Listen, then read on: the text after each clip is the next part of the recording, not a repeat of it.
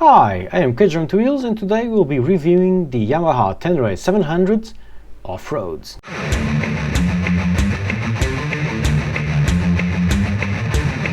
So basically what I did was cross Portugal north to south, all in off-roads during the Portuguese end-to-end off-road edition. And I took a Yamaha Europe Ténéré 700 along for the rides. Thing is, I don't have any off-road experience, or I have very little off-road experience. The trail was way harder than expected. In fact, it was the hardest trail for all the editions of the Portuguese end-to-end off-road edition, and as such, it ended like this. Agora sim foi tomba sério. So why was I doing this?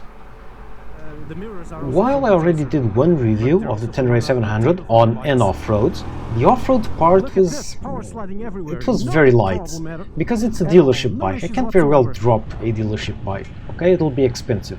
But this time it is a Yamaha Europe bike, so there's no problems with the occasional bump, bruise and scrape. They don't care, and so I can do harsher terrain.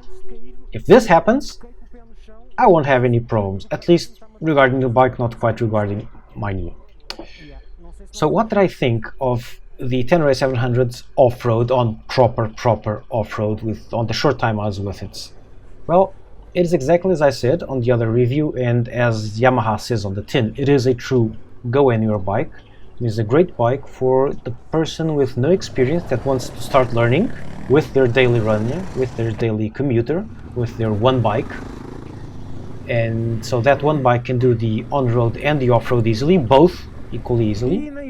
It's great on the highway, great on the open roads. It doesn't have that super tall bike feel, that instability of the super tall bike, but it does feel tall, but it's not overly tall. It's perfect on the highway, it's perfect on the road. The corners, even with knobby tires, it corners way better than it should.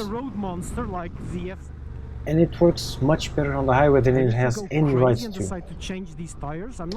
Now, it's also a great bike if you know what you're doing off-road, which I don't. That's why I didn't like this. Okay. Even with my hilarious lack of experience, what did I think of the Ténéré 700?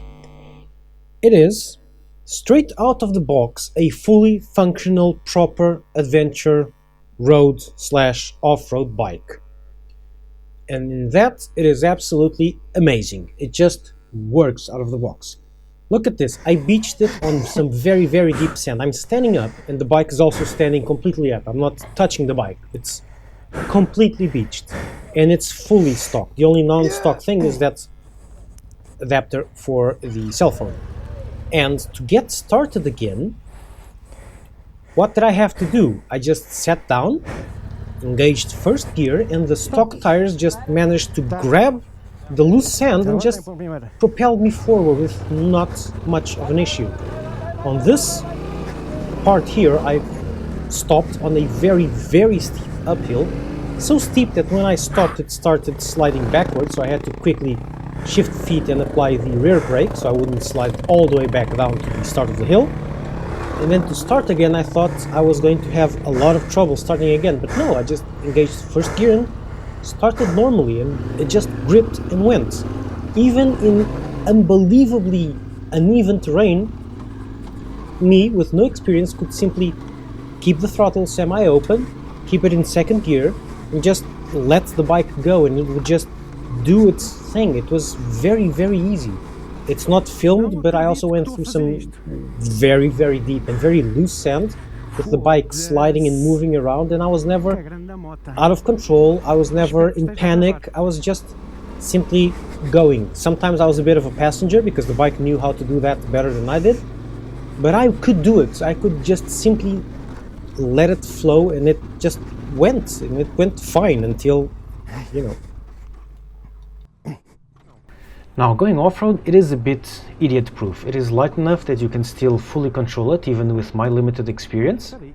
And it has enough power, and it's hefty enough, and has a good suspension enough that it still works perfectly fine on the roads. If you do have skills, you can do a lot of stuff. You can do this. Power slides. You can do jumps, you can do wheelies, you can have fun all day long if you have the skills. If you don't, stay on some easier stuff. It is a great bike if you have experience and a great bike if you have no experience. For this particular combination of low skill and hard path, I should have really bought a lighter bike, a 450 or a 250. Thing is, if I had brought one of those proper off-road bikes, I wouldn't be able to ride all the way from Lisbon to the start line. Doing it on the Ténére was perfectly fine, perfectly comfortable. Okay, on the 250 off-road machine would just be murder. On the Ténére it was fine. I arrived a bit tired, normal, it was a whole day of rides, a whole day of riding, but I was fine. In fact, after that I rode an extra 100 kilometers to the hotel. It was fine. Okay, so it's a good bike to travel on. It works. But what this bike or these bikes are really made for is for the travel to the off-road part, the off-road part, and the travel back from the off-road part, which this bike does brilliantly. It does all of those three parts of the ride.